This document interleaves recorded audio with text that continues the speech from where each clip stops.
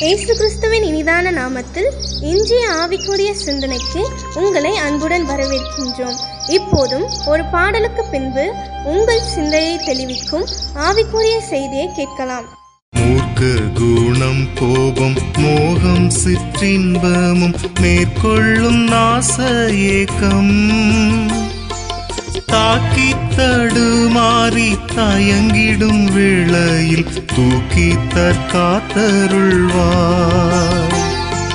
தாக்கி தடுமாறி தயங்கிடும் வேளையில் தூக்கி தற்காத்தருள்வார். தெய்வன்பின் வெள்ளமே, திருவருள் தோற்றமே, மெய்மனதானந்தமே. ஆண்டவர் இரட்சகருமாக இயேசுவின் இனிதான நாமத்தினால் உங்களை வாழ்த்துகிறேன். இந்த நாள் நம்முடைய ஆவிக்குரிய சிந்தனைக்காக எபேசியர்களின் நிருபம் 4ஆம் அதிகாரம் 26ஆம் வசனத்தை நான் வாசிக்கிறேன். நீங்கள் கோபம் கொண்டாலும் பாவம் செய்யாதிருங்கள். சூரியன் அஸ்தமிக்கிறதற்கு முன்பாக உங்கள் எரிச்சல் தனிய கடவது. கோபம் எங்க பார்த்தாலும் அதிகமா பொத்துக்கிட்டு வருதுன்னு சொல்லலாம். எடுத்த உடனே சிறு பிள்ளைகள் முதல் பெரியவர்கள் வர கோபம், எரிச்சல் எல்லா இடத்திலும் மலிவாக கிடைக்கிற ஒன்றாக கூட மாறிவிட்டது. ஆனா வேதம் என்ன சொல்கிறது? கோபம் வந்துருச்சா அது பாவத்திற்கு ஏதுவாய் மாறிவிடக் கூடாது. அடுத்து எரிச்சல் பட்டு காரியங்களை செய்வோமானால் அது நமக்கே ஆபத்தை கொண்டு வரக்கூடியதா தான் மாற்றிவிடும். வேதத்தில் என்னாகமத்தின் புஸ்தகம் 20ஆம் அதிகாரத்தை வாசிப்போம் என்று சொன்னால், அங்கு இஸ்ரேல் ஜனங்கள் வனாந்தரத்தில் வரும்போது தண்ணீர் கிடைக்கவில்லை. ஜனங்கள் எல்லாம் மோசைக்கு விரோதமாய் முறுமுறுக்கிறார்கள். நாங்களும் எங்கள் ஆடு மாடுகளும் தண்ணீர் இல்லாமல் சாவதற்காக கொண்டு வந்தீங்கன்னு சொல்லும் போது மோசைக்கும் கோபம் வருது. என்ன செய்ய தெரியல, ஆசிரிப்பு கூடாரத்தை போய் விழுந்து கிடக்கும் போது ஆண்டோடைய மகிமை இறங்குது. ஆண்டவர் மோசையை நோக்கி ஒரு கோலை எடுத்துட்டு போயிட்டு ஜனங்கள்லாம் கூடி வர சொல்லுப்பா, நீனும் ஆரணும் சேர்ந்து இதை செய்யுங்க. இந்த கண்மலைக்கு முன்பாக வந்து நின்று கண்மலையை பார்த்து பேசுங்க, கண்மலை தண்ணீரை கொடுக்கும் என்று சொல்லுகிறார். உடனே மோசை என்ன பண்றாரு? போய் கோலை எடுத்துட்டு அவங்க ஆரோன்லாம் வந்து ஜனங்கள்லாம் வந்துட்டாங்க.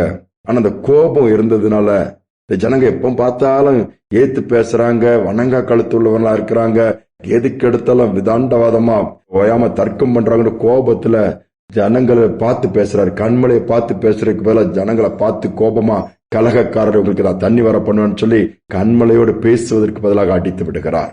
தண்ணீர் வந்துச்சுது, ஜனங்க குடிச்சிட்டாங்க. ஆனா இது கர்த்தர் பார்த்து அவருக்கு துக்கமாயிடுச்சு. மோசே கானானுக்குள் போக முடியாமல் போய்விட்டது. இது பாவமாக மாறிவிட்டு ஆண்டவர் சொன்ன வார்த்தையை மீறிவிட்டார். பேச சொன்ன இடத்துல கண்மலை அடித்து விடுகிறார். அநேக நேர கோபத்துல நம்ம செய்ய வேண்டியதை செய்யாமல் செய்யக்கூடாது செய்து விடுறோம். வார்த்தை விட்டுறதும், சிலவங்க கை நீட்டிருந்தாங்க, சிலவங்க எதையாவது போட்டு உடைப்பாங்க, இன்னும் நிறைய சொல்லிட்டே போகலாம். இன்னைக்கு நீங்களும் நானும் எப்படி இருக்கிறோம்? கோபப்படுகிறவங்களை எடுத்துக்கலாம், எரிச்சல் படுறோமா? சாயங்காலத்துக்குள்ள அது சரியாயிருமா? சரியாயிரணும். அதான் வேதம் சொல்லுகிறது. ஆண்டவர் அதைத்தான் எதிர்பார்க்கிறார். சங்கீதம் 4:4 கூட கோபம் வந்துருச்சா பாவம் செய்யக்கூடாது, படுக்கையில அமர்ந்து இருதயத்துக்குள்ளே பேசிக் கொண்டிருக்க சொல்றாரு. இன்னைக்கு கோபத்தோடு வாழ்வதை நிறுத்துங்க, அது நம்மளே சாகடித்து விடும். ஒரு குடும்பத்துல கணவன் மனைவிக்குள்ள பிரச்சனை வந்துருச்சுது. பிரிந்து போகிற நிலைமையில பஞ்சாயத்து ஆயிடுச்சுது. 2 வீட்டார் பெரிய ஆட்கள் ஊழியர் பேசுறாங்க. பேசிட்டு இருக்கும்போது கடைசியில எதனால இந்த பிரச்சனை வந்துச்சு, அதனுடைய ஆரம்பம் என்னன்னு சொல்லி பார்க்கும்போது மனைவி சிக்காயிருந்தாப்புல மெடிசின் எடுத்துட்டு இருக்கிறாங்க, கணவனும் ஹெல்ப் பண்றாப்புல. அன்னைக்கு நைட்டு சரி ஒய்ஃபுக்கு ஏதாவது செய்யலானதும் மாவு இருந்திருக்கு ஃப்ரிட்ஜ்ல, தோசை மாவு எடுத்து இவர் அடுப்பை பத்து வச்சு தோசைக்கல்ல வச்சு தோசை போடுறாரு. கிச்சன் பக்கம் இந்த மனுஷனுக்கு போய் பழக்கமே கிடையாது. சரி மனைவி மேல உள்ள பாசத்தினால என்ன பண்றாப்புல, அது போய் ஒரு தோசை போட்டு கொடுத்தா தோசை சரியா வரல. நேத்து முந்தானத்தை சுட்டு பார்த்தா தானே தோசை வரும். சரி என்ன பண்ணிட்டு கொஞ்சம் பிஞ்சு போன தோசை எடுத்து கொடுக்கும் போது ஒய்ஃப் என்ன பண்ணுது, கோபம் வந்துருக்கு, பேசுறாங்க. நான் என்னைக்காவது உங்களுக்கு பிஞ்சு போன தோசை கொடுத்துருக்கிறேனா? என்ன அவ்வளவு அற்பமா நினைச்சிட்டீங்களா? போங்கன்னு தூக்கி அடிக்கிறா. இதுல தான் பிரச்சனை ஆரம்பிக்குது. இந்த மனுஷன் சந்தோஷமா ஒய்ஃபுக்கு ஏதாவது சூடா பண்ணி கொடுக்கலாம்னு நினைச்சாரு. இந்த ஒய்ஃப் என்ன பண்ணிருக்கணும், புருஷன் ஏதாவது பண்ணி கொடுக்கிறார, பிக்காமலா தோசையை சாப்பிட முடியும்? இன்னைக்கு யோசிங்க, சின்ன காரியம் பிஞ்சு போன தோசையில பிரச்சனை வந்துச்சுது, குடும்பமே உடையிற நிலைமை. அப்ப அந்த போதகர் சொல்லிருக்காருமா, இவ்வளவு தூரம் செஞ்சிருக்கா, நல்லதுதானே அவனுக்கு வேண்டமா செஞ்சிருக்காரு, கிச்சன் பக்கமா போகாம கூட இருந்திருக்கலாம். இதுக்கு போய் நீ பேசி திட்டி, அவர் திருப்பி திட்டி, அவங்க குடும்பத்தை இழுத்து யோசித்து வருது. ஒண்ணு இல்லாத மேட்டர் தானே. அந்த பெண் ரொம்ப யோசிக்க ஆரம்பிச்சு, ஆமா நான் பேசியிருக்க கூடாதுதான். உடனே சாரி கேட்டு சரியா போயிடுச்சுதே.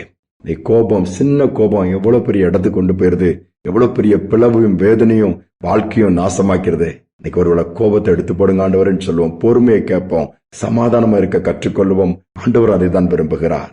கோபம் பட்டாலும் பாவம் செய்யாதுங்க. கோபப்பட்டு உங்க பைராக்கியத்தையும் காமிச்சிங்கன்னா ஆண்டவர் மகிமைப்பட மாட்டாரு.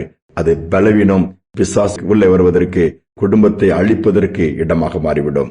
நீ தாழ்த்தி கேட்டாண்டவர் கோபப்படுகிற காரியங்கள் இருந்தா மன்னிச்சிருங்க. எரிச்சல் படுற காரியங்கள் இருந்தா மன்னிச்சு. உங்ககிட்ட தவறே இல்லாம இருக்கலாம், நீங்க கோபப்படாதுங்க. சூழ்நிலை மாறிடும், மன்னிக்கலாமே. அதுதான் ஆண்டவர் செய்தார். தாழ்த்தி ஒப்பு கொடுத்து ஜெபிப்போம். அன்பின் தகப்பனே, இதனால நாளுக்காக தருணத்திற்காக நன்றி. அநேக நேரத்துல நாங்கள் எரிச்சல் படுறோம்ப்பா, கோபப்படுறோம். சின்ன சின்ன காரியங்களுக்கு கூட எரிச்சல் பட்டு நாங்க எதிர்பார்த்தபடி அது இல்லைன்னா உடனே சுட்டி காமிக்கிறோம், குற்றம் சாட்டுகிறோம், பல்ல கடிக்கிறோம், பலவித காரியங்களை செய்கிறோம். அப்படி அல்ல. இந்த நாட்களிலும் கோபம் இருக்கிற அந்த ஸ்பாவத்தை எடுத்து போடுங்கப்பா. பாவமாய் மாறாதபடி தடுத்து நிறுத்துங்க. எரிச்சல்களை மாற்றி நாங்கள் சமாதானமாய் எல்லாவற்றையும் அப்பா பொறுமையோடு சகிக்கக்கூடிய தன்மை கொடுங்க. சந்தோஷமா இருக்க கற்றுக் கொடுங்கப்பா. என்னமா அதோடு மட்டுமல்ல, மற்றவர்களை நேசிக்க, மற்றவர்களை உற்சாகப்படுத்தி பாராட்டத்தக்க விதத்திலே எங்கள் சுபாவங்கள் மாறட்டும். இந்த நாளிலும் கோபத்தினாலே பாதிக்கப்பட்ட குடும்பங்கள், காயத்தோடு இருக்கிற பிள்ளைகள் இருக்குமானால், ஐயோ கோபப்பட்டு பேசினதுனாலதான் அப்படி ஆயிட்டு சொல்லி உணர்ந்து அந்த காரியங்களை சரி பண்ணி மீண்டுமாய் ஒப்புரவாகக்கூடிய பாக்கியத்தை கொடுங்க. ஒவ்வொருவரும் வாழ்ந்திருக்க பண்ணுங்க. தாழ்த்தி ஒப்பு கொடுக்கிறேன். துதிகனமே ஏற்றுக்கொள்ளும் இயேசுவின் நாமத்தில் பிதாவே, ஆமேன், ஆமேன். கோபம் இருந்துச்சுன்னா தூக்கி போட்டுரும். அது மாம்சத்தின் கிரியை, தேவன் அதில் பிரியப்படவில்லை.